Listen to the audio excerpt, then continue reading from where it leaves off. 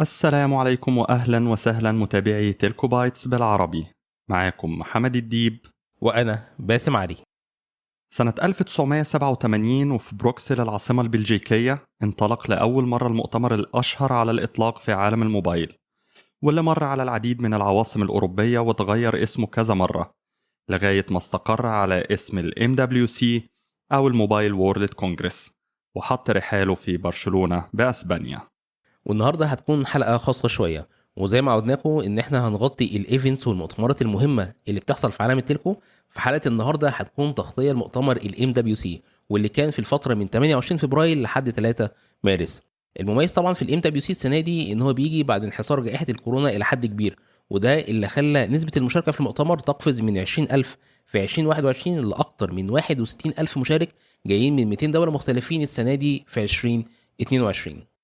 الموبايل وورلد كونجرس حدث استثنائي لأنه بيجمع كبار المصنعين والمشغلين وصناع القرار من كل أنحاء العالم، ودايما بيبقى فيه إعلانات مميزة سواء عن برودكتس جديدة أو شراكات وتعاونات بين أقطاب صناعة الاتصالات. النهاردة بإذن الله هنغطي أهم الإعلانات اللي تمت على هامش المؤتمر، وهنقسم الحلقة لجزئين. الجزء الأول هيتناول إعلانات الفيندورز والمصنعين، والجزء الثاني هيبقى عن أهم الشراكات والإعلانات من كبار المشغلين. ومن غير كلام كتير، يلا بينا على الجزء الأول.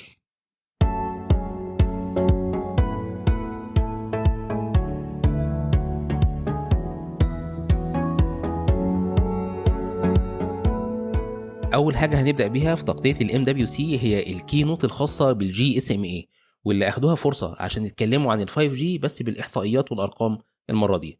اول رقم نتكلموا عنه هو عدد الكونكشنز اللي بتستخدم ال5 جي النهارده، واللي جي اس ام اي متوقع انها تتجاوز المليار كونكشن بنهايه 2022. كمان متوقعين الارقام دي تتضاعف وتوصل ل 2 مليار بحلول 2025. هنا احنا ما بنقولش عدد اليوزرز او عدد السبسكرايبرز، لكن بتقول الكونكشن، لان داخل معانا برضو في ال5 جي حاجات زي الاي او تي ديفايسز، السنسورز، الدرونز، وغيرهم من اللي هيستخدموا ال5 جي نتوركس. بالاضافه كده هم بيتوقعوا ان التوسعات اللي الاوبريتورز بيعملوها النهارده في ال4 جي نتوركس هتبدا تقل لحساب توسعات ال5 جي، وبالتالي هو ده اللي هيبقى عليه التركيز في السنين اللي جايه. الرقم الثاني اللي اتكلمت عنه الجي اس ام اي هو عدد ال5 جي ديبلويمنتس على مستوى العالم، واللي وصلت النهارده ل 200 لايف ديبلويمنتس في اكتر من 70 دوله ومن اوبريتورز مختلفين. نسبه كبيره من الاوبريتورز دول بيقدموا الفيكسد وايرلس اكسس او الاف دبليو اي، ودول كانوا حوالي 70 اوبريتور. ونسبه اقل شويه بقى عندهم ال5 جي ستاند الون كور، ودول كانوا حوالي 24 اوبريتورز. مش عايزين ننسى طبعا ان اول 5 جي ستاند الون كور في المنطقه عندنا كان من نصيب شركه زين في السعوديه. بالمناسبه احنا بنتكلم عن خبر مهم برضو اعلنته شركه زين في الام دبليو سي في اخر الحلقه، فخليكم متابعينا. لو بصينا بقى للمنطقه عندنا، فالريبورت بيقول ان دول مجلس التعاون الخليجي هي الدول الوحيده في المنطقه العربيه اللي بقى عندها 5G commercial deployments. بقيه الدول لسه يا اما في مرحله الترايلز او لسه ما بداوش اصلا. كمان هم متوقعين ان الترانزيشن او المايجريشن لل5G متوقعين ان هو يتم بصوره وبريت اعلى في الدول العربيه عن الدول الاوروبيه. ونرجع تاني للجي اس ام اي، واللي خصصوا جزء برضه من الكينوت للأوبن ران، والرقم الثالث وهو الادابشن ريت أو معدل التبني للأوران، واللي بدأ يزيد على مستوى العالم، وفي حكومات دول بدأت تتدخل وتحط تارجت على الأوبريتورز. فمثلا في يوكي الحكومة عاملة تارجت إن هي توصل ب 35% من الموبايل ترافيك يكون راننج على أوبن ران نتورك في 2030. الحكومة الألمانية هتدي تمويل بحوالي 300 مليون يورو لمشاريع مهمتها إن هي تطور وتست الأوبن ران تكنولوجي. ده غير طبعا شركات كتيرة زي فودافون وأورانج بقوا كوميتد للأوبن ران.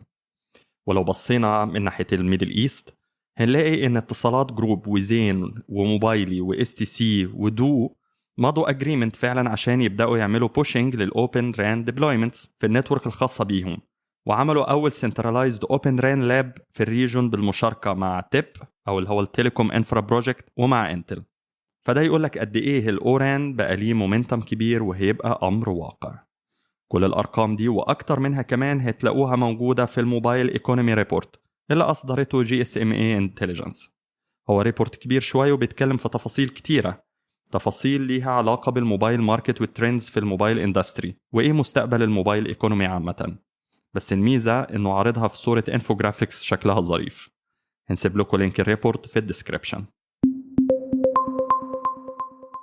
في الكينوت الثانيه من الام دبليو سي، لجنه الاتصالات الفيدراليه او الاف سي سي اعلنت عن مزاج جديد هيتم في شهر 7 اللي جاي عشان يبداوا يبيعوا فيه ال 5G لايسنسز الخاصه بال 2.5 جيجا هرتز سبيكترم.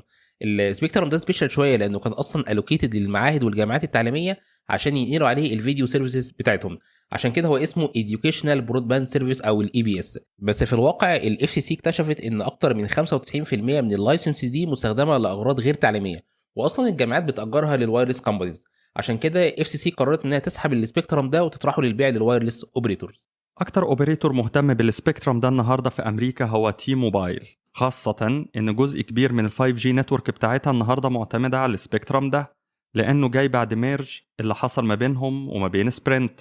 المزاد ده جاي بالمناسبة بعد آخر مزاد عملته ال FCC السنة اللي فاتت، لكن كان عن السي باند سبيكترم، والفرايزون كان ليها نصيب الأسد من اللايسنسز، ودفعت أكتر من 53 مليار دولار من أصل 94 مليار دولار عشان تاخد أكبر عدد من اللايسنسز الممكنة. بالمناسبة في الكينوت دي برضو ال FCC Chairwoman طلبت من الستاندرد باديز المختلفين إن هم يبدأوا يجهزوا نفسهم لمرحلة ما بعد ال 5G وتحديدا ال 6G. هو لسه ما تحددش بالظبط إيه الفريكونسيز اللي هتشتغل عليها ال 6G، بس ال FCC بتتكلم إن هي ممكن توصل لمئات الجيجا هرتز أو حتى في رينج التيرا هرتز. والله يعني حاجة فعلا خيالية وما كانش حد يقدر يصدقها من كام سنة فاتوا.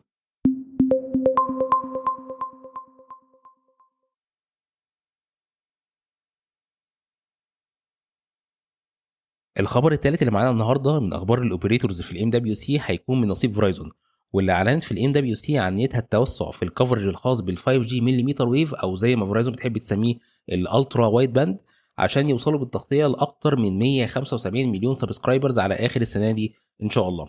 جدير بذكر برضو ان فرايزون عندها النهارده حوالي 100 مليون سبسكرايبر شغالين على المليمتر ويف، والمليمتر ويف دي لو تفتكروا هي اللي شغاله على فريكوانسي اكبر من 24 جيجا هرتز لحد توصل 40 جيجا هرتز.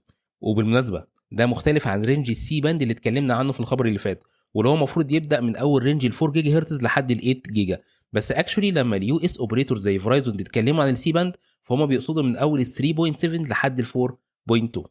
اليوز كيس الاساسيه في المليمتر ويف هي الفيكسد وايرلس اكسس او الاف دبليو اي، ودي معناها ان الاوبريتور بيقدم للسبسكرايبر سواء كان هوم يوزر او انتربرايز بيقدم له وايرلس اكسس بسرعه مقاربه الى حد كبير من الفيكسد برود باند، وده شيء مفيد جدا للشركات اللي بتشتغل في المناطق البعيده او المتطرفه واللي صعب يكون فيها كيبلز. طيب لو الشركه مثلا عندها فعلا فيكسد برود باند ستيبل ورخيص مفيش مشكله، يقدروا يستخدموا برضو الاف دبليو اي على انه باك اب باث للفيكسد برود باند. أجهزة وده الموبايل طبعا بيتم الحالية اوتوماتيك لو تنفع عندهم حاجه تشتغل زي مع الاس النيو دي وان فريكونسي سولوشن. لأنه بيحتاج أنتنة زيادة تكون موجودة في الموبايل. حاجة تانية برضو لازم نبقى عارفينها وهي إن الموبايل فيندور بيتحكم في المكان اللي يشغل فيه الفيتشر دي. فمثلا هنلاقي الايفون 13 بيشتغل مع المليمتر ويف لكن في اليو اس موديلز، بقية الدول مش موجود فيها. وبالمناسبة مش في كل موديلات الايفون 13. فمثلا في آخر ايفنت لابل اللي كان الأسبوع اللي فات، ابل نزلت الايفون 13 اس اي والايباد اير، والاتنين المفروض بيسبورتوا ال 5G، لكن مش موجود فيهم السبورت بتاع المليمتر ويف، وخلوا بس السبورت محدود بالسب 6 جيجا هرتز اللي هو أفضل من ال 4G بحاجة بسيطة في اليو اس. وبالتالي فرايزون كان لازم تستنى شوية لحد ما يكون في موديلات كتيرة بتسبورت الالترا وايد باند قبل ما تعلن عن السيرفيس دي لكل الناس. نسيب فرايزون واليو اس اوبريتورز شويه ونروح لاورنج، واللي اعلنت في الام دبليو سي عن الفيندورز الرئيسيين اللي هتشتغل معاهم في ال 5 جي ستاند الون كور في شبكتها فوربا. فهنلاقي ان هي اختارت اريكسون كفيندور رئيسي للستاند الون كور في الماركتس اللي هي موجوده فيها في بلجيكا واسبانيا ولوكسمبورغ وبولندا، في حين اختارت نوكيا في فرنسا وسلوفاكيا. بالاضافه لكده اورنج اختارت نوكيا سبسكرايبر داتا مانجمنت سوليوشنز في كل ال6 دول اللي احنا قلناهم. برضو اوريكل هتكون هي الفيندور الثالث اللي هيبقى موجود في جزئيه ال 5 جي كور سيجنالينج، فزي ما احنا شايفين هي اورنج رايحه للمالتي فيندورز في ال 5 جي كور. طبعا اعلان اورنج عن اختياراتها للثلاثه فيندورز دول اريكسون ونوكيا واوريكل كان محبط الى حد ما لفيندورز تانيين اورنج كانت اشتغلت معاهم السنه اللي فاتت، واعلنت فعلا وقتها عن نجاحها في بناء اول اند تو اند 5 جي كلاود نيتيف نتورك فوربا. الفيندورز اللي اشتغلوا في الترايل دي مع اورنج كانوا كاسا سيستم واللي كانت موجوده بال 5 جي ستاند الون كور الخاص بيها، واتش بي اللي كانت موجوده بالسبسكرايبر داتا مانجمنت، واخيرا مافينير اللي كانت مسؤوله عن جزئيه الكلاود 5 جي اوران. وواضح ان مش هيبقى ليهم نصيب في ال6 دول اللي اورنج هتبدا فيهم. الخبر ده بالمناسبة بيجي بعد خبر إعلان أورنج عن نيتها إحالة ال 2G وال 3G نتوركس للتقاعد من أول 2025 لحد 2030، وده هيسمح لها أنها تركز مجهوداتها أكتر في ال 4G وال 5G، وفي نفس الوقت ناوية تعيد استخدام الفريكونسيز اللي هتشيلها من ال 2G وال 3G عشان تحسن من الكاباسيتي بتاعة ال 4G وال 5G.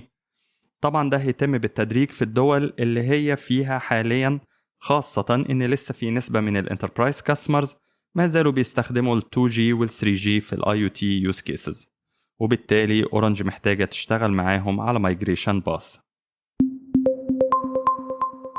الخبر الأخير اللي معانا النهاردة من أخبار الأوبريتورز هو خبر متعلق بشركة زين في السعودية، واللي أعلنت في ال MWC عن إطلاق خدمة جديدة اسمها ال 5G LAN عشان تكون هي أول أوبريتور في الشرق الأوسط وشمال أفريقيا اللي بيقدم الخدمة دي. ال 5G LAN هي واحدة من التكنولوجي اللي موجهة بالأساس للإنتربرايز والإندستريال سيكتور، واللي هدفها إنها تعمل شبكة شبيهة بالوايرد لان نتورك، بس طبعا معتمدة بالكامل على ال 5G وايرلس.